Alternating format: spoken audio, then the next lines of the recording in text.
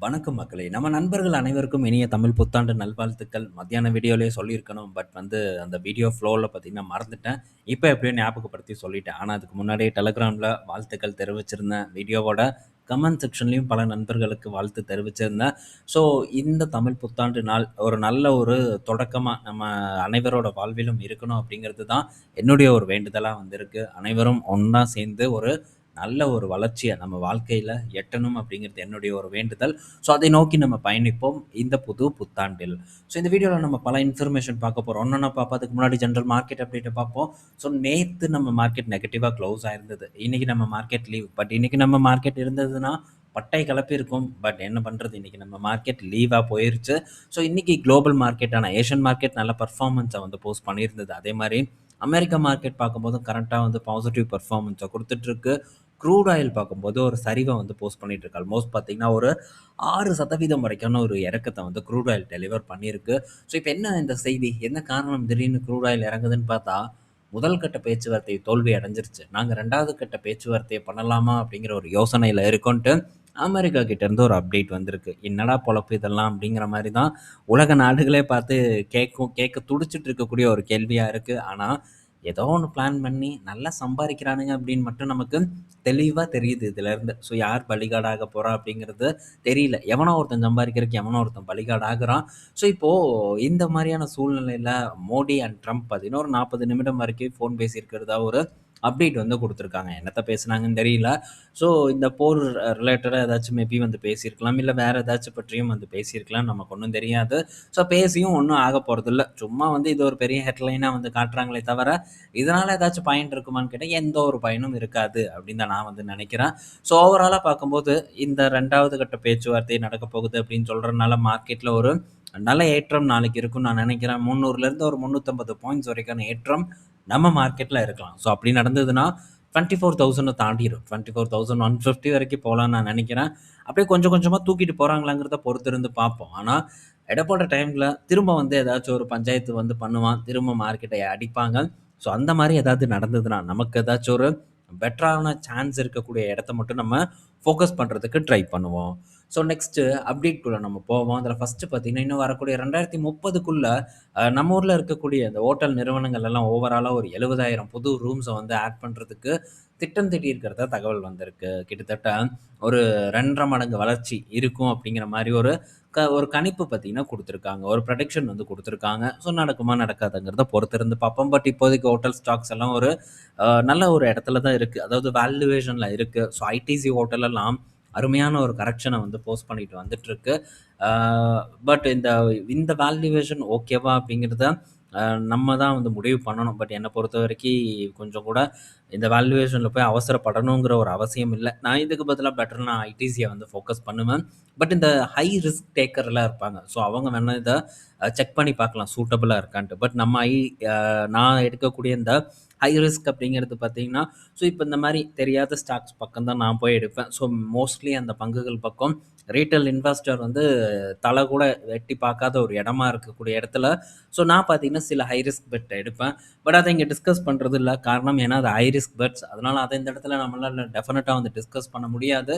So எல்லாரும் பார்த்துட்டு, எல்லாரும் வாங்கக்கூடிய பங்குல போய் தொடர்ந்து டவுன்வர்ட் ஆவரேஜ் பண்றதுல எனக்கு பெரிதளவுக்கு விருப்பம் இல்லங்கிறத நான் சொல்லிக்கிறேன். ஸோ நெக்ஸ்ட்டு அ ஸோ Volkswagen கிட்ட இருந்து ஒரு அப்டேட் வந்திருக்கு. என்னன்னா, ஸோ இப்போ Volkswagen புதுசா ஒரு கார இப்போ அறிமுகப்படுத்தியிருக்காங்க. தைக்கூன் அப்படிங்கிற கார். ஸோ ஆல்மோஸ்ட் பார்த்தீங்கன்னா, இந்த கார் இந்த Creta ஸோ இதே லைன் அப்க்கு தான் வருது. எல்லாம் இந்த Cretaவ தான் டார்கெட் பண்றாங்க. என்ன பாவம் பண்ணனோ தெரியல அப்படின்ட்டு Cretaவோட மைண்ட் வாய்ஸ் இருக்கும். ஸோ இந்த அ தைக்கூனோட ஸ்டார்ட்டிங் பிரைஸ் பார்த்தீங்கன்னா, 11,00,000ல ஆரம்பிக்குது. ஸோ நல்ல பிரைஸ். இந்த Volkswagenக்கான ஒரு ஃபேன் பேஸ் பார்த்தீங்கன்னா, நம்ம நாட்டுல தனியா இருக்காங்க. ஸோ அந்த அளவுக்கு விரும்பக்கூடிய கார விரும்பக்கூடிய நபர்களுக்கு இந்த Volkswagen ரொம்ப பிடிக்கும். ஸோ டாப் எண்ட் பார்க்கும்போது 19,00,000 கிட்ட போகுது. ஸோ இப்போ இது மட்டும் இல்லாம பைபேக் ப்ரோகிராமையும் இன்ட்ரோடியூஸ் பண்ணியிருக்காங்க. ஸோ இந்த பைபேக் ப்ரோகிராம்ல என்ன சொல்லியிருக்காங்கன்னா, ஸோ ஒரு 3 வருடம் இப்ப இந்த மேக்குள்ள நம்ம வாங்கிட்டோம்னா, இந்த கார வாங்குனோம்னா, 3 வருஷம் இல்ல 30,000 கிலோமீட்டர் இந்த டைம்க்குள்ள கொண்டு போய் நம்ம இந்த கார குடுத்தோம்னா, 75% அந்த வேல்யூல வந்து அவங்க எடுத்துக்குவோம் அப்படிங்கிற மாரி தான் ஒரு தகவல வந்து குடுத்துருக்காங்க. அப் டூன்னு குடுத்துருக்கானுங்க. பட் இதெல்லாம் எந்த அளவுக்கு யார் கொண்டு போய் குடுக்க போறா? ஸோ எந்த அளவுக்கு இதா இருக்கும், எவ்வளோ குடுப்பானுங்க அப்படிங்கிறதெல்லாம் நமக்கு உறுதியா தெரியல. ஸோ ஆக மொத்தம் காரோட டிசைன் அண்ட் லுக்ஸ் எல்லாம் பார்க்கும்போது ஓரளவு பெட்டரான ஒரு லுக்கா தான் வந்து இந்த Volkswagen தைகூன் வந்து நமக்கு காமிக்குது. ஸோ பார்ப்போம். இது எந்த அளவுக்கு வந்து போட்டி போடுதுன்னு. பட் பெரிய அளவுக்கான போட்டி போடுவதற்கான வாய்ப்பு ரொம்ப கம்மி. ஏன்னா, அந்த செக்மெண்ட் இப்ப ரொம்ப ஹீட்டடா இருக்கு. சியாரா, விக்டோரிஸ் அடுத்தது டஸ்டர் போன்ற கார் பலதும் பார்த்தீங்கன்னா, இந்த செக்மெண்ட்ட வந்து இப்போ ரூல் பண்ண ஆரம்பிச்சிருக்கு. ஸோ, அதில இந்த நிறுவனமும் பார்ட்டிசிபேட் பண்ணுமாங்கிறத பொறுத்திருந்து பார்ப்போம். அடுத்தது நிசான். ஸோ, கொஞ்ச நாட்களுக்கு முன்னாடி பேங்க்ரப்ட் ஆயிரும் அப்டின்ட்டு தான் வந்து இந்த நிசான வந்து பேசப்பட்டுட்டு வந்துட்டு இருந்தது. ஆனா, இவன் என்னமோ பேங்க்ரப்ட் ஆகுற மாரிலாம் எனக்கு வந்து தெரியல. ஸோ, இந்த நிசான் அண்ட் இந்த ஹோண்டா 2 பேரும் பார்த்தீங்கன்னா, மெர்ஜ் பண்ண போறோம்னாங்க. அதுவும் பார்த்தீங்கன்னா, இப்ப நடக்குமா என்னன்னு தெரியல. அது அது நடக்காதுன்னு சொல்ட்டாங்க. பட் இந்த மாரியான ஒரு இக்கட்டான சூழ்நிலையில இருக்கக்கூடிய ஒரு நிறுவனம், கசகசன்னு புது மாடல்ஸ வந்து லான்ச் பண்ணிட்டே வந்துட்டு இருக்காங்க. ஸோ, இந்த கார் கம்பெனிய நான் அதிகமா ஃபாலோ பண்ணதும் இல்ல. இது ரொம்ப ஒரு பாட்டம் பிரைஸ்ல இருக்கு ஜப்பான் மார்க்கெட்ல.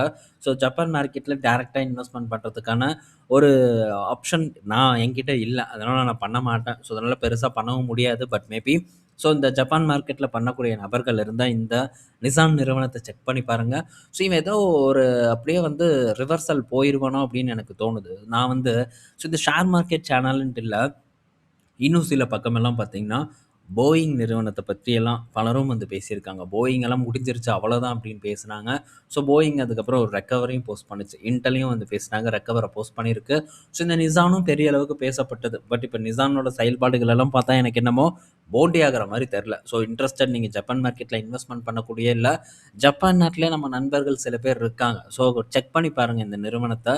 மேபி ஃபர்தரா உங்களுக்கு ஏதாச்சும் கொஸ்டின் இருந்தாலும் கேளுங்க. நான் எனக்கு தெரிஞ்சது ஏதாச்சும் இருந்ததுன்னா கண்டிப்பா உங்க கூட ஷேர் பண்றேன். அடுத்தது ஒரு ரூமர் வந்தது. இந்த ரூமர்னால டெல் அண்ட் ஹெச்பி 2 பேருமே பார்த்தீங்கன்னா, 2 பங்குகளுமே ஒரு ஏற்றத்த குடுத்திருக்கு. என்ன ரூமர்ன்னு பார்த்தா, NVIDIA வந்து இந்த பிசி மேக்கர்ஸ வந்து அக்யூசிஷன் பண்ண போறதா ஒரு தகவல் வந்து குடுத்திருந்தாங்க. யாருன்னு தெரியல. ஆனா கடைசியில NVIDIA பார்த்தீங்கன்னா, அதெல்லாம் எதுவும் இல்லப்பா. நாங்க யாரையும் வாங்கல அப்படின்னு சொல்லியிருக்காங்க. ஆனா இந்த மாரியான ரூமர் வந்தாலே மேக்ஸிமம் டைம் பார்த்தீங்கன்னா, உண்மையா இருக்கிறதுக்கான வாய்ப்பு அதிகமா இருக்கு. அத வந்து நம்ம பல இடத்துல வந்து பார்த்துருக்கோம். எனக்கு தெரிஞ்சு மேபி ஹெச்பிய வந்து அவங்க வாங்கலாம் அப்படின்னு தான் நான் நினைக்கிறேன். அதுக்கான பாசிபிலிட்டீஸ் இருக்கு அப்படிங்கிற எதிர்பார்ப்பும் வந்து இருக்கு. இது என்ன ஏது அப்படிங்கிறத பற்றி நம்ம சைடுல வந்து பேக் ஒர்க் வந்து பண்ணி பார்ப்போம். இன்கேஸ் வந்து ஹெச்பிய NVIDIA வந்து வாங்குற மாரியான ஒரு சூழ்நிலை ஏற்பட்டதுன்னா, ஹெச்பியோட ஷேர் எங்கேயோ போறதுக்கான சான்சஸ் வந்து அதிகமா இருக்கு. எனக்கு தெரிஞ்ச வரைக்கும் டெல்ல அக்யூர் பண்றதுக்கான வாய்ப்பு ரொம்ப கம்மி. ஹெச்பிக்கான வாய்ப்பு ரொம்ப அதிகமா இருக்கு. ஒரு மிகப்பெரிய ஒரு கேள்விய வைக்கிறேன். என்னோட ஒரு யூகம் பார்த்தீங்கன்னா, இந்த ஹெச்பியா தான் இருக்கும்னு நான் நினைக்கிறேன். பட் இது அனைத்தும் வந்து ரூமர்.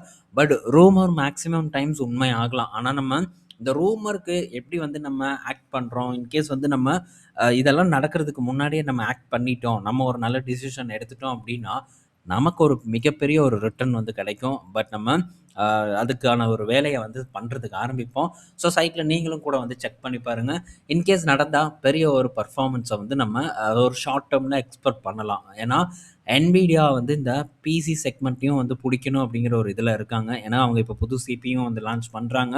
அதனால அ ஒரு தனி ஒரு பிராண்டே மேபி வந்து இன்னும் ஒரு சூப்பரான ஒரு பிராண்டா வந்து உருவாக்குறதுக்கான வாய்ப்பு அதிகமா வந்து இருக்கு. நெக்ஸ்ட் பார்த்தீங்கன்னா, நோவோ நார்டிஸ்க் கிட்ட இருந்து அப்டேட் வந்திருக்கு. என்ன சொல்லியிருக்காங்கன்னா, நோவோ வந்து OpenAI கூட வந்து ஒரு பார்ட்னர்ஷிப் வந்து பண்றாங்க. இதுக்கா இந்த இந்த எல்லிலிலி ரீசென்ட்டா பார்த்தீங்கன்னா, AI வச்சு இந்த ட்ரக் டெவலப் பண்றதுக்கான ஒரு விஷயங்கள் எல்லாம் வந்து பண்ணாங்க. இப்போ நோவோ பார்க்கும்போதும் அதே விஷயத்துக்குள்ள வந்து இறங்குறாங்க. நோவோ என்ன பொறுத்தவரைக்கும் ஒரு அட்ராக்டிவான இடத்துல தான் வந்து இருக்கு. பட் நீங்க செக் பண்ணி பாருங்க. நோவோவ பொறுத்தவரைக்கும். ஏன்னா, இதெல்லாம் நல்ல ஒரு கரெக்ட்டான ஒரு பங்கு தான். பட் இதெல்லாம் வந்து நம்ம புடிக்கணும்னா, கண்டிப்பா அதுக்கு ஏத்த ஒரு பொறுமை இருக்கணும், புரிதல் இருக்கணும். யாரோ ஒருத்தவங்க பேசுறாங்க அப்படிங்கிறதுக்காக பங்குகள வாங்கணும்னா, அது கீழ இறங்கும்போது டெஃபினட்டா நம்மளால தாங்க முடியாது. ஓன் டிசிஷன் நீங்க கண்டிப்பா எடுக்கணும். அடுத்தது மெட்டா பார்த்தீங்கன்னா, கூகுளோட ரெவென்யூவ வந்து பீட் பண்ண போறதா, இந்த வருடத்தில பீட் பண்ணிரும் அப்டின்ட்டு ஒரு அப்டேட் வந்து குடுத்துருக்காங்க. ஆல்மோஸ்ட் என்ன எக்ஸ்பெக்ட் பண்ணப்படுதுன்னா, $243 பில்லியன் பார்த்தீங்கன்னா, ஆட் ரெவென்யூவா மெட்டா ஜெனரேட் பண்ணுவாங்கன்ட்டும், கூகுள் பார்க்கும்போது ஒரு $239 பில்லியன் வரைக்கும் ஜெனரேட் பண்ணுவாங்க அப்படின்ட்டும் தகவல் வந்து நமக்கு கிடைச்சிருக்கு. ஸோ பார்ப்போம் மெட்டா, கூகுள இந்த அட்வர்டைஸ்மென்ட் ரெவென்யூல பீட் பண்றாங்களா அப்படின்ட்டு. ஸோ இன்ஸ்டாகிராம வச்சு கலக்கிட்டு இருக்கிறாங்க போல. ஒரு பக்கம் ஃபேஸ்புக்கும் இருக்கு. பட் ஃபேஸ்புக்கோட இப்போ ஆதிக்கம் குறைஞ்சிருக்கும்னு நான் நினைக்கிறேன்.